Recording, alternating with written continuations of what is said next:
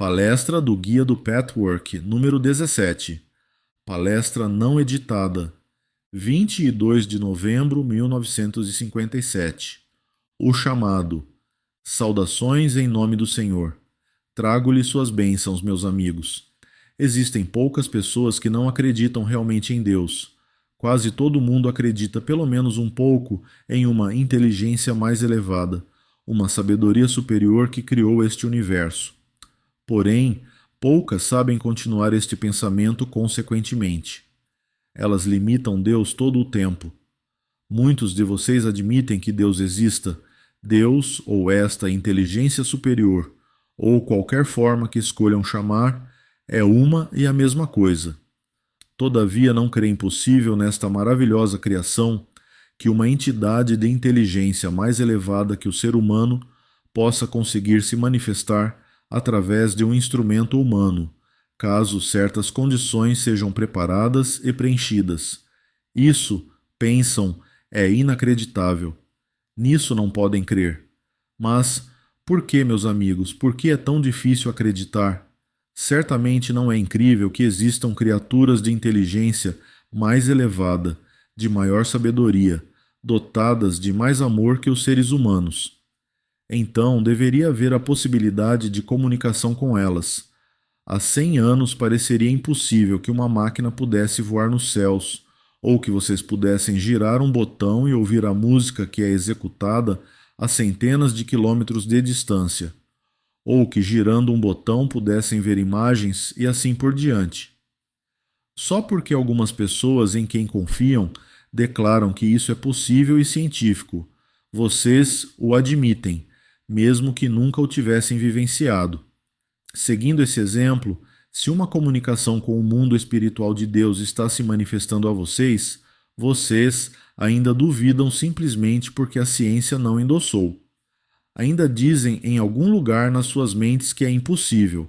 Deve ser, senão um truque, uma ilusão, o subconsciente do médium ou algo parecido.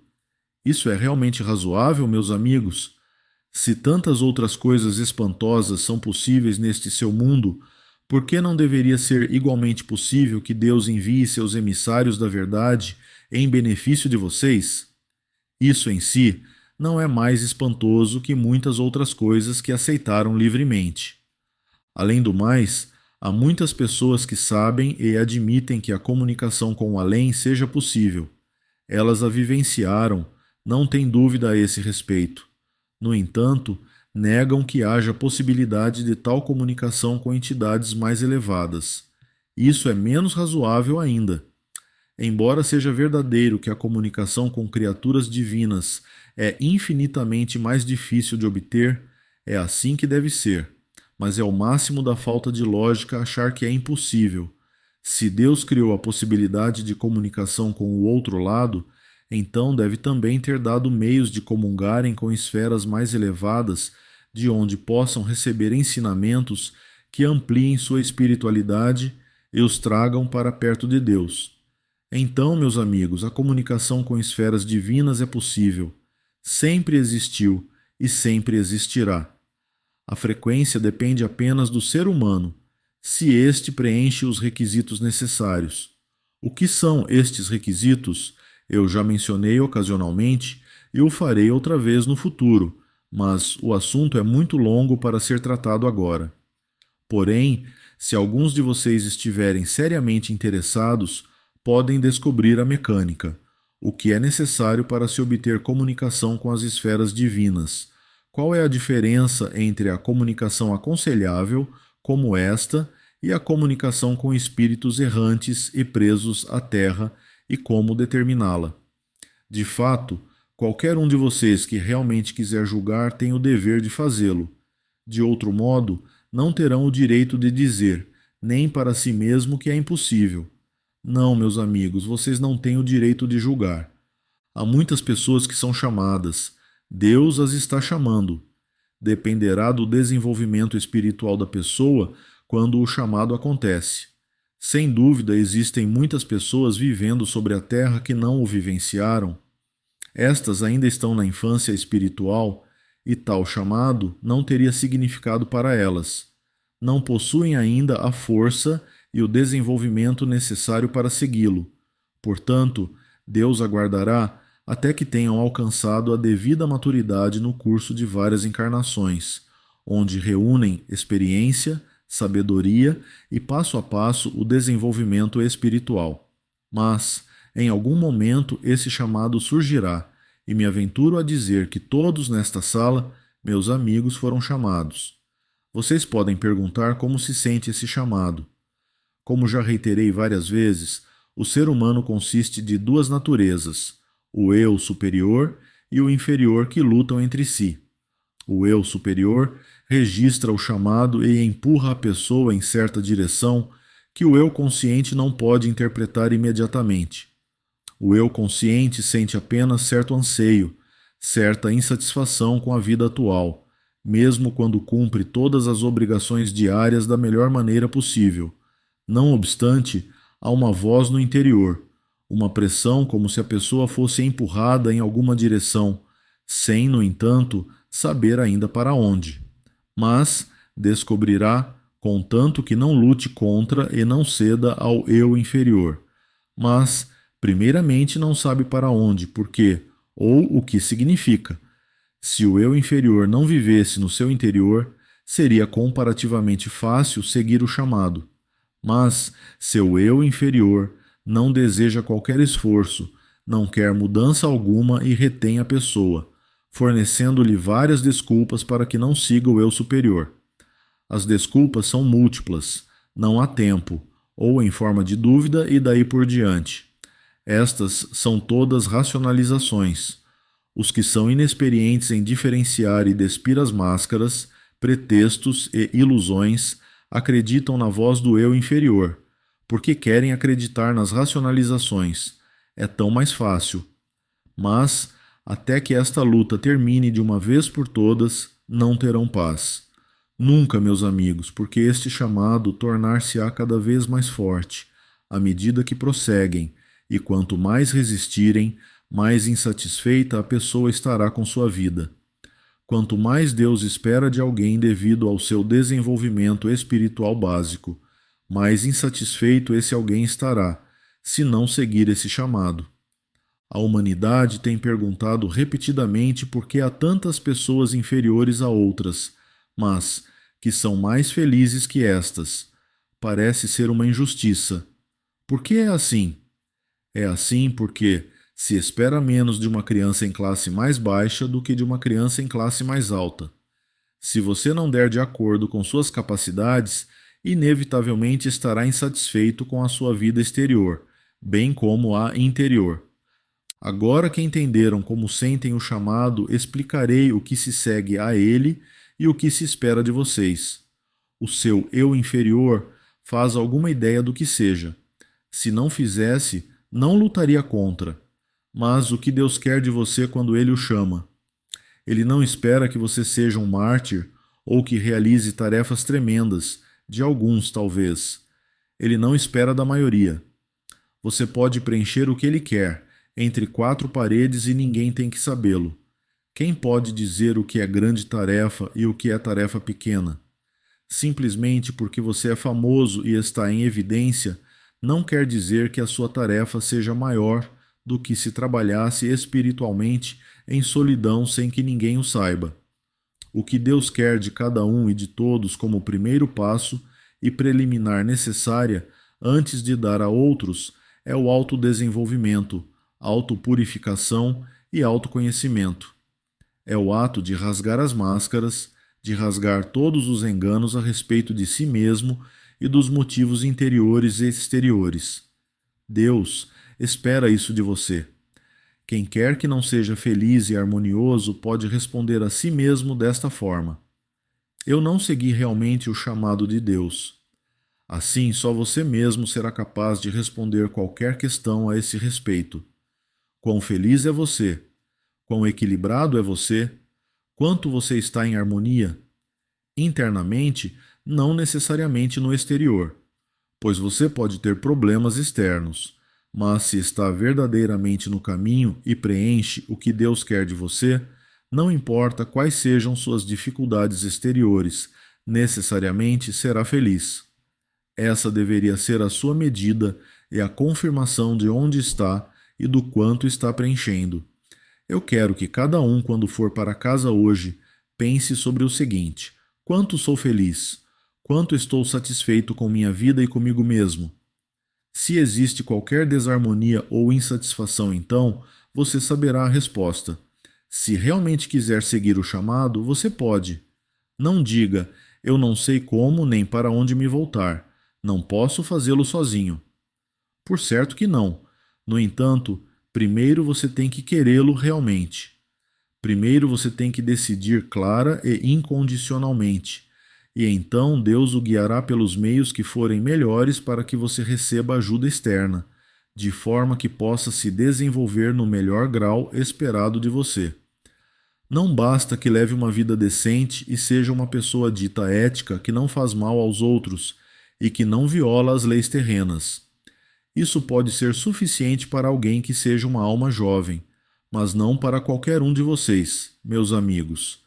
Assim, dê a resposta a si mesmo esta noite e teste-se a si mesmo. Quanto realmente quero seguir esse chamado, mesmo que signifique que tenho que usar o poder da vontade, esforço, paciência e talvez alguma dor? O autorreconhecimento e o ato de rasgar as máscaras são sempre dolorosos durante o processo, embora seja um grande alívio depois. É um alívio que trará nova paz ao interior da sua alma, uma vez que tenha superado a resistência inicial. Então deve perceber que primeiro tem que batalhar com seu eu inferior. Tem que engajar o poder da sua vontade consciente para ser capaz de conquistar seu eu inferior. Combinada com o seu eu superior, sua vontade consciente certamente vencerá. Mas não seja superficial a esse respeito. Teste-se sempre em relação a quanto você é sincero, quanto é profundo o seu desejo de fazer a vontade de Deus, quanto está disposto a sacrificar. Seja o conforto, a auto-engano, o egoísmo, o apego às suas várias faltas e fraquezas. Quanto você está disposto a abrir mão de tudo isso? A princípio parecerá um tremendo sacrifício da sua parte, mas só enquanto está na batalha. Depois virá a percepção de que se libertou de fardos e cadeias diretamente responsáveis pela sua infelicidade. Depois reconhecerá sem sombra de dúvida que a vontade de Deus na realidade não é sacrifício, pois lhe traz felicidade em cada plano da existência, físico, emocional, mental e espiritual.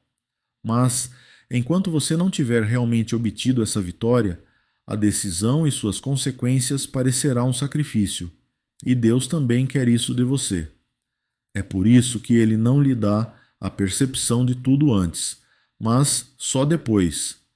Em outras palavras, até que você tenha se decidido completamente a fazer a vontade de Deus, o que quer que isso signifique, e até que tenha submetido seu eu inferior, e isso só poderá ser feito se o poder da sua vontade penetrar em todas as camadas de consciência. Você não deveria nem tentar pensar no que fazer ou quais são as consequências práticas de sua decisão. O que se segue ser-lhe-á dado a conhecer através da orientação, da inspiração. Você não tem que se preocupar com isso agora.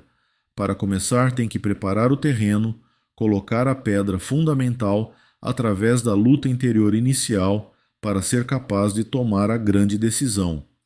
Somente então poderá cruzar o primeiro portal no caminho de Deus.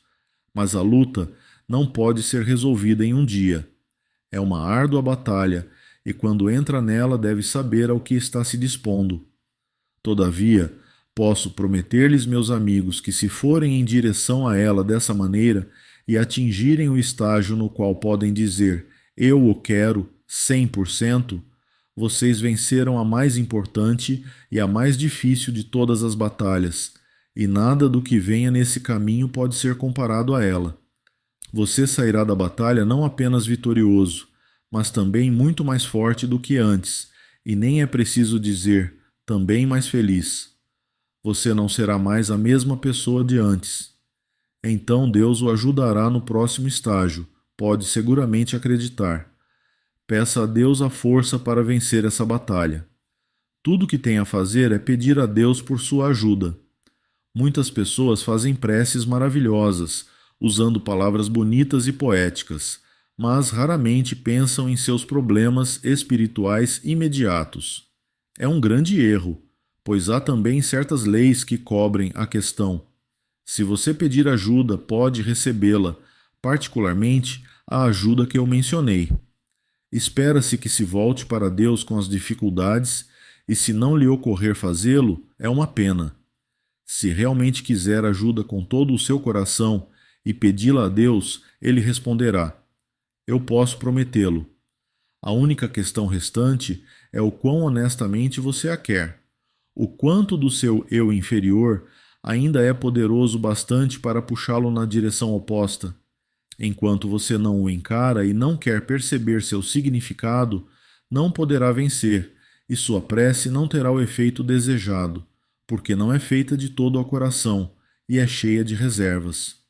Eis porque lhes dou essas palavras, para que saibam como vencer sua batalha e seguir seu chamado. Só então encontrará paz e harmonia junto com a realização pela qual ainda anseiam, vocês todos. Todos sabem que o egoísmo é errado. Da mesma forma, sabem que dar a seus irmãos e irmãs é certo. Está de acordo com a lei divina e a pessoa é feliz ao fazê-lo. Porém, há muitas diferenças nessa doação. Para muitas pessoas, a saída mais fácil, se posso dizer assim, é dar financeiramente. Fere menos e significa o menor sacrifício. Por outro lado, todo mundo sabe que o amor é a maior das dádivas. Cada um de vocês não pede nada mais do que ser capaz de dar amor. Mas quantos se acham na posição de dizer: se pelo menos eu pudesse, mas como? Eu não posso, mas gostaria de fazê-lo. Eu sou incapaz de amar tanto quanto quero amar. Oh, sim, meus queridos, isso significa que sua alma está doente de alguma forma e deve ser curada. Você não pode curar-se sozinho, mas Deus o ajudará. Se todas as suas correntes internas estivessem de acordo com a lei divina, você certamente seria capaz de amar. Cada uma das suas faltas e insuficiências é um obstáculo direto ao desenvolvimento do amor. Quando digo desenvolvimento, quero dizer que o amor que deseja dar já está em seu interior. Você não pode recebê-lo do exterior. Ele existe dentro de você, na verdade. Está apenas coberto por camadas que impedem que ele brilhe, de forma a poder se manifestar. Essas camadas, como eu já disse, são suas faltas, temores e ignorância da lei espiritual. Portanto, tais camadas têm que desaparecer e isso só poderá ser realizado através de seus esforços pessoais e sérios. Esse é o caminho para Deus. Significa seguir o chamado. Cada falta sua é um obstáculo direto ou indireto ao amor. Você nunca poderá aprender a amar forçando-se a isso diretamente, mas o amor crescerá e evoluirá como consequência quando tiver se purificado. Uma das melhores meditações é pensar a respeito. Quais são meus defeitos? Como podem ser empecilho à manifestação do amor que obviamente deve estar escondido dentro de mim? Desafio cada um de vocês a apresentar um exemplo, pois à primeira vista podem pensar que alguns defeitos absolutamente não têm influência no desenvolvimento do amor. No entanto, assim é. Ao mesmo tempo, há uma estrada maravilhosa e direta, contrária à indireta que acabo de mencionar. Ambas devem ser tomadas simultaneamente para aumentar o crescimento do amor no seu interior. Se puder aprender a fazer o que digo agora, fará uso de poderosa arma para curar-se de muitas correntes doentias dentro de sua alma e desdobrar o amor que existe em você. Cada indivíduo vivo tem a compreensível tendência de querer parecer superior quando lida com seus semelhantes. Esconde seus defeitos, oculta suas deficiências e quer mostrar o seu melhor lado. Por quê? Isso ocorre porque ele anseia por admiração, aceitação e amor. Pensa que ao mostrar seu melhor lado receberá esse amor. Ainda assim, todos sabem que se querem receber amor, primeiro tem que dá-lo. Você realmente dá amor impressionando outras pessoas? De fato, isso é o que está fazendo, consciente ou inconscientemente. Por outro lado, você decididamente dá amor no sentido mais profundo quando se doa e se mostra como realmente é, sem máscaras, mesmo que signifique um pouco de humilhação. Sim, meus amigos, dessa forma é que se dá a maior das dádivas. E por quê? Porque os seus semelhantes sentem-se tão inseguros quanto você. Caso o vejam tão perfeito quanto você quer parecer, seus complexos de inferioridade crescerão ainda mais. Eles pensarão ou sentirão, também consciente ou inconscientemente: ele é tão perfeito ou ela é tão perfeita, por que não posso ser tão perfeito assim? E se sentirão solitários e deprimidos, e se desprezarão ainda mais. Portanto, em sua cegueira e como defesa, colocarão uma concha ainda mais espessa ao redor de si, que os separará ainda mais dos seus irmãos e irmãs, de forma semelhante ao que você faz ao tentar parecer independente, duro e, ó, tão perfeito. Por outro lado, se você se mostra como realmente é, com todas as suas fraquezas, sem nenhum fingimento, você dá uma grande e generosa dádiva, porque seu irmão dirá e sentirá: bem, ele não é melhor do que eu, isso o fará se sentir melhor. Ele vai relaxar, vai se sentir menos solitário. Então, sabe o que vai acontecer? Você receberá exatamente o que intentava ganhar: amor, admiração. Você receberá porque primeiro abriu mão. Você conhece a lei espiritual. Primeiro você tem que renunciar àquilo que quer ganhar.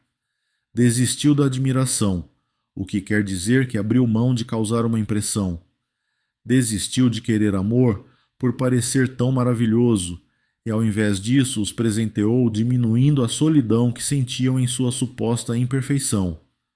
Cada um pensa que está sozinho com suas imperfeições, mesmo que possa ver e criticar as dos outros o tempo todo. Esse é um dos paradoxos do eu cego e não desenvolvido. Você abriu mão da sua vaidade, abriu mão um pouco do seu ego. Esse é o porquê de você ter que receber dessa maneira, e só dessa maneira, o que nunca conseguiu receber do outro jeito que seu eu inferior escolheu em sua cegueira. Se você renuncia a si mesmo assim, você entrega a maior dádiva que pode dar a outro ser humano.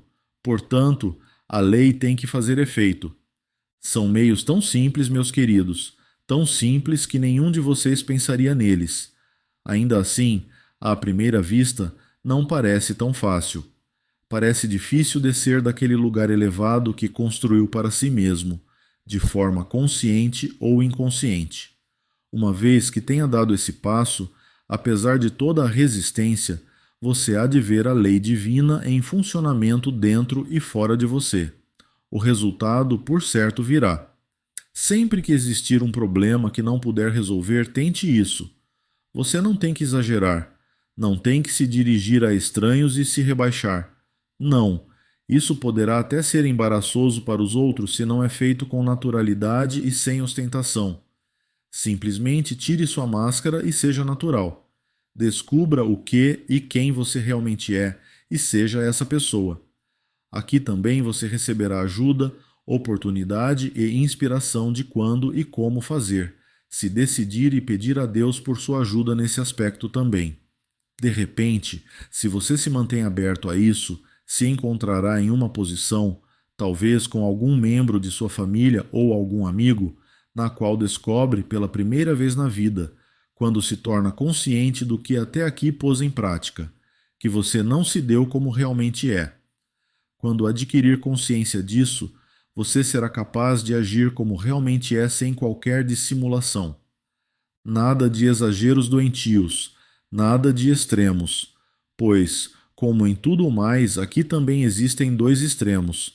Há também certas pessoas que mergulham em autodesprezo, diminuindo-se aos olhos dos outros. Dizem: sou tão ruim, sou tão pecador, sou isso e aquilo. É uma máscara tão falsa quanto o outro extremo. Pessoas assim querem, por esses meios, realizar o mesmo que o outro grupo de que falei.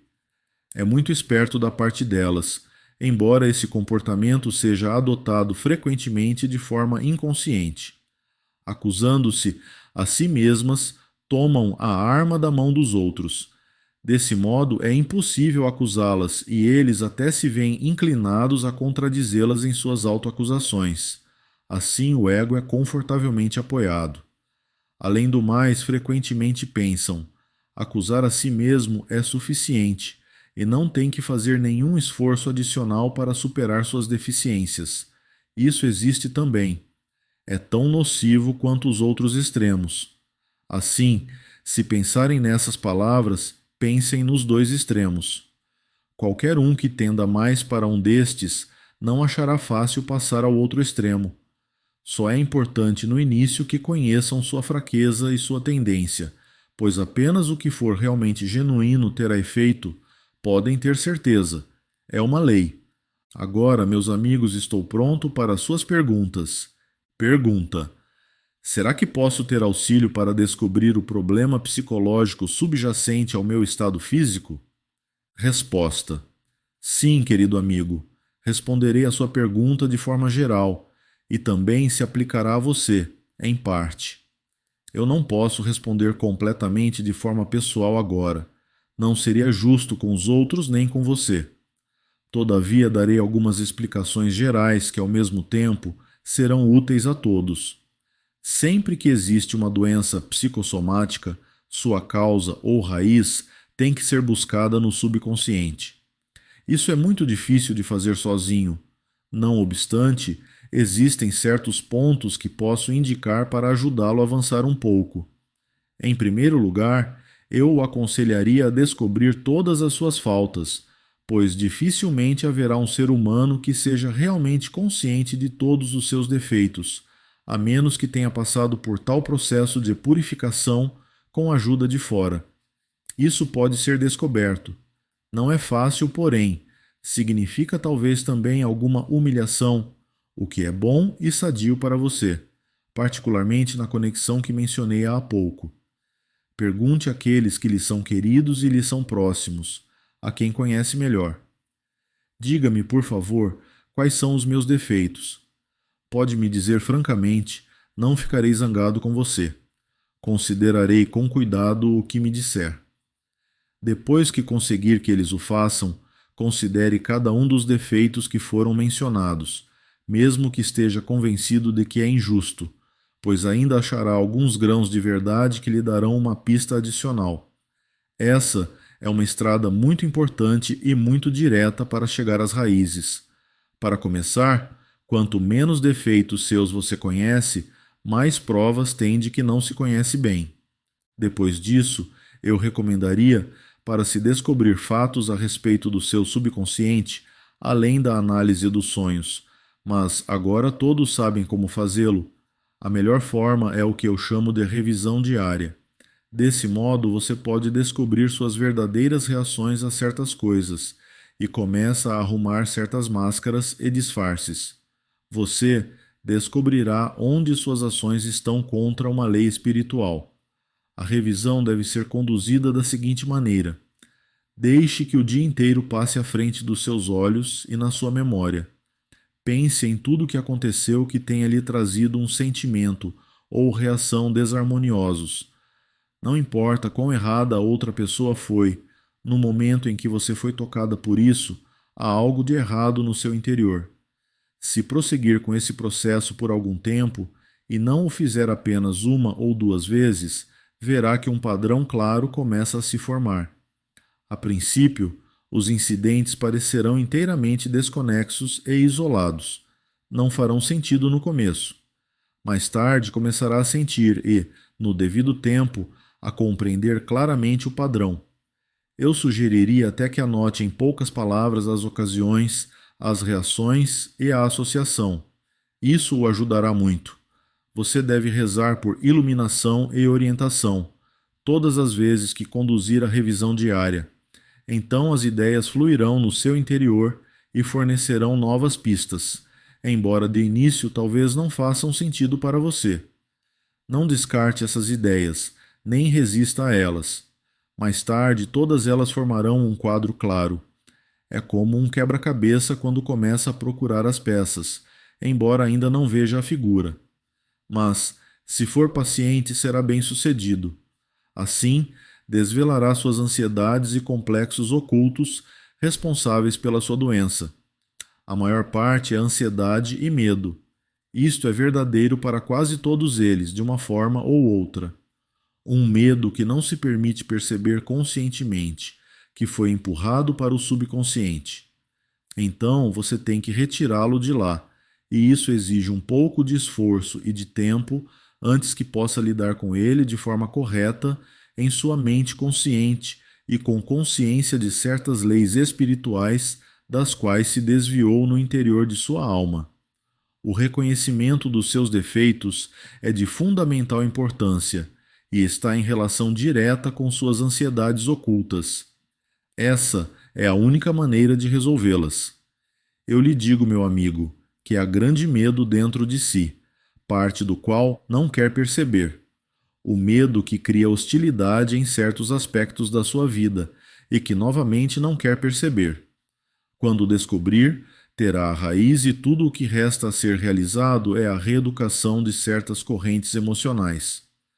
Se partir nessa direção seriamente e não esperar resultado amanhã ou na semana que vem, mas, mesmo assim, continuar a trabalhar, chegará inevitavelmente às raízes e desmanchará o nó na sua alma que cria certos sintomas físicos.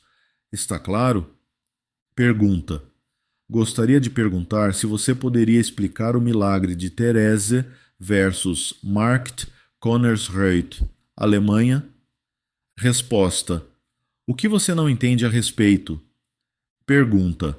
Ela sangra toda semana e não tem comido por muitos anos, etc. Resposta.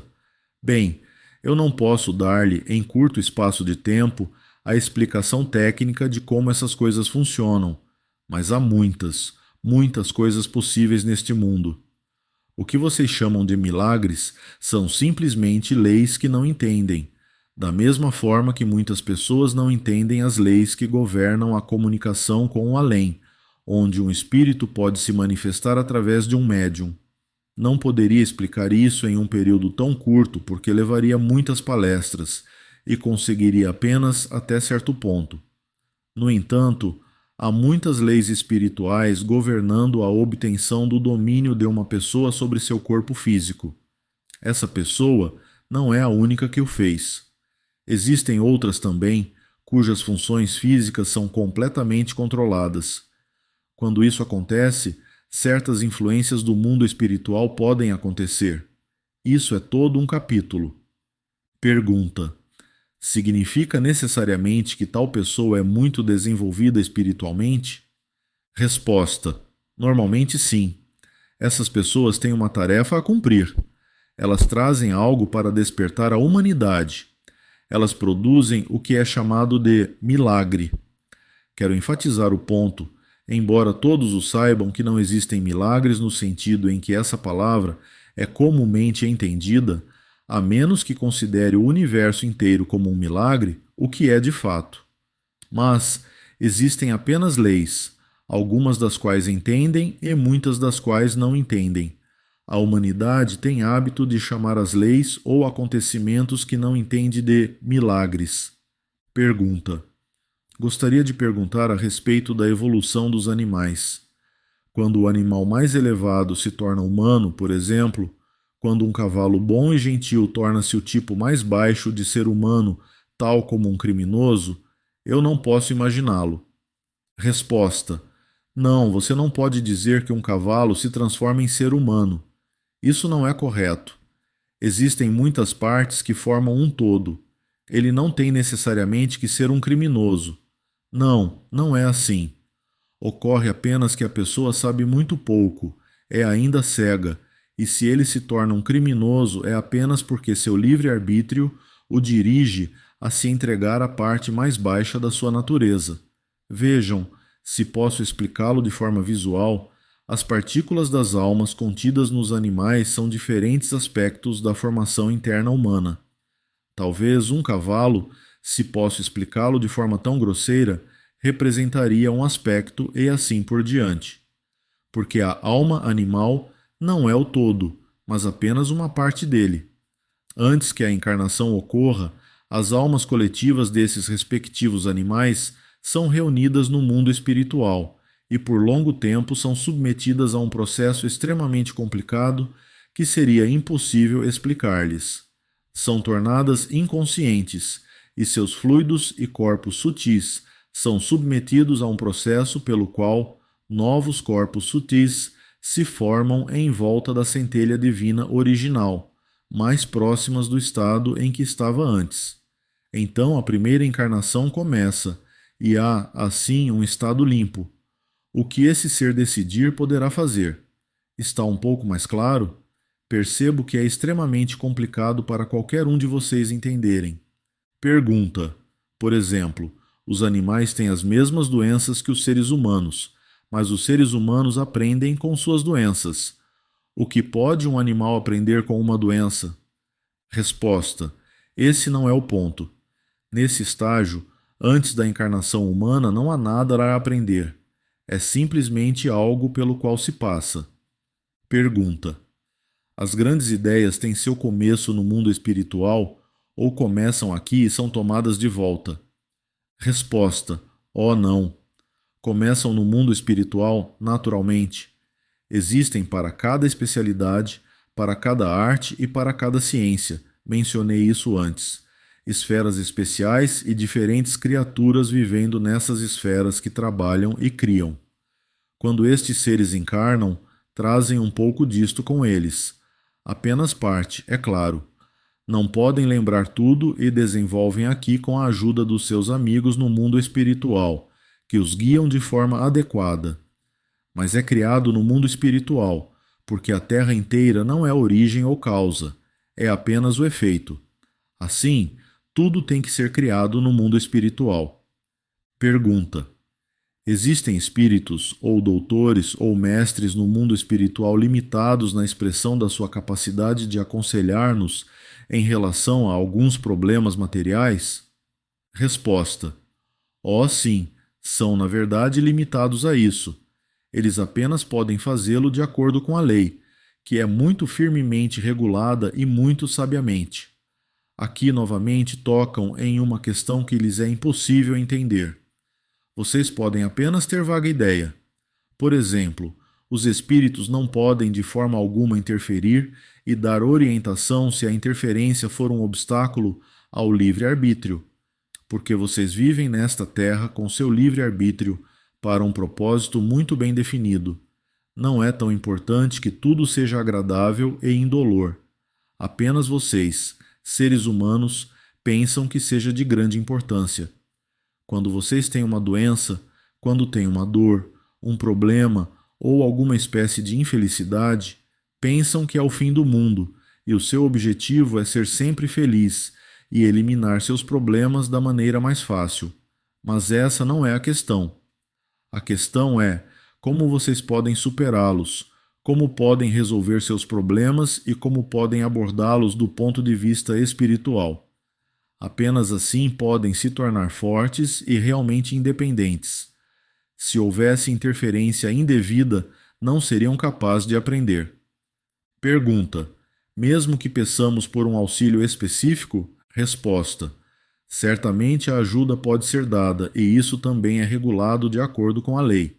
Mesmo o fato de pedir já é um sinal de que aprendeu alguma coisa. Mas aqui, novamente, tem que ser cuidadoso em como pedir.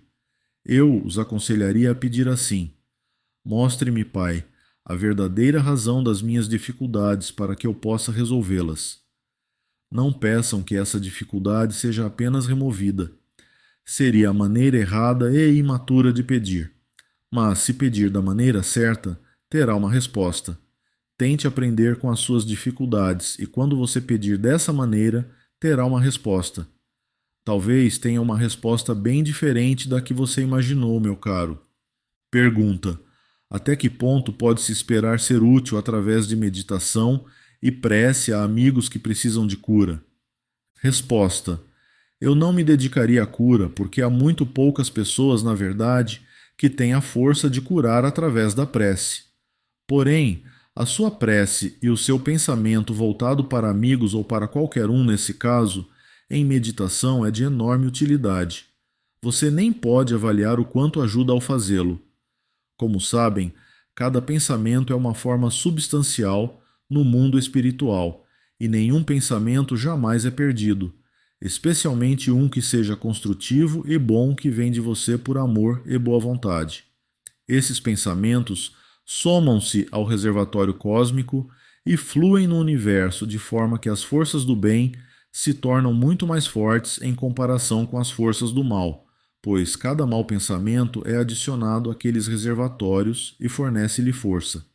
Se, de acordo com muitos fatores, nos quais não posso adentrar agora, pode ser dada ajuda direta a esse amigo, talvez de forma diferente do que vocês humanos possam conceber no momento. Então, sua prece terá resultado imediato. Se, ao contrário, essa pessoa querida tem que passar por algumas dificuldades em favor de sua felicidade futura e permanente e liberdade de suas amarras, então sua prece ainda não será perdida. Você pode estar bem certo disso. Essa forma é preservada, por assim dizer, e terá seu efeito adequado no tempo certo. Então nada do tipo é perdido, jamais. Eu nunca poderia recomendar com a devida ênfase que as poucas pessoas privilegiadas que encontraram Deus em suas almas, em alguma medida, devotem mais tempo para a prece, não apenas por si mesmos, mas também pelas outras pessoas. Pelo desenvolvimento geral, pelas almas infelizes que ainda não atingiram o brilho da luz, são oferecidas essas preces. Tantos pensamentos são desperdiçados em elucubrações improdutivas e mesmo nocivas.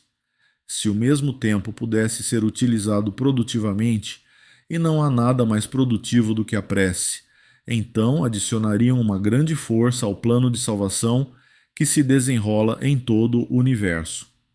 Pergunta: gostaria de saber se tudo é uma manifestação da crença do homem. Resposta: o que exatamente você quer dizer com as palavras uma manifestação da crença do homem? Pergunta: quero dizer, tudo que conhecemos sobre a Terra é resultado do que o homem acredita que seja? Resposta: é muito difícil responder a isso com sim ou não.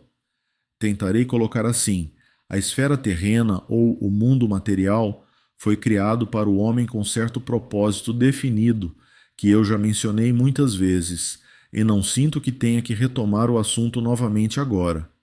O principal objetivo é o desenvolvimento. Nesta esfera terrestre, o desenvolvimento acontece infinitamente mais rápido.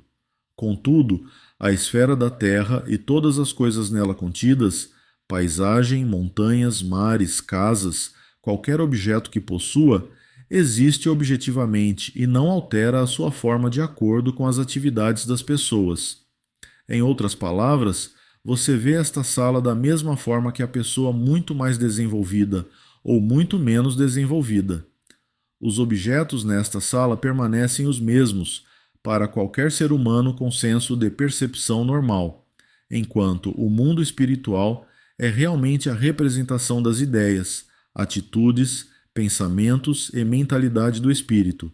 Lá, tudo é resultado de pensamentos, sentimentos e atos.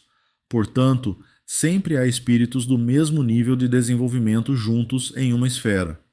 Outros espíritos, digamos, menos elevados, não poderiam sequer ver as paisagens ou objetos que os espíritos veem e que são produtos de sua personalidade. Mas na Terra não é assim e existe uma razão muito boa para isso. Há alguma partícula de verdade no que você diz, mas não no que concerne aos objetos reais. É no sentido do que o homem faz com a sua vida. Ele pode guiar e determinar sua própria vida em alto grau, e nisto você está certo. Qualquer um que tenha suficiente fé automaticamente seguirá as leis divinas. Qualquer um que esteja seriamente tentando aprender e manter as leis divinas ganhará a fé que pode ainda estar faltando no começo deste caminho.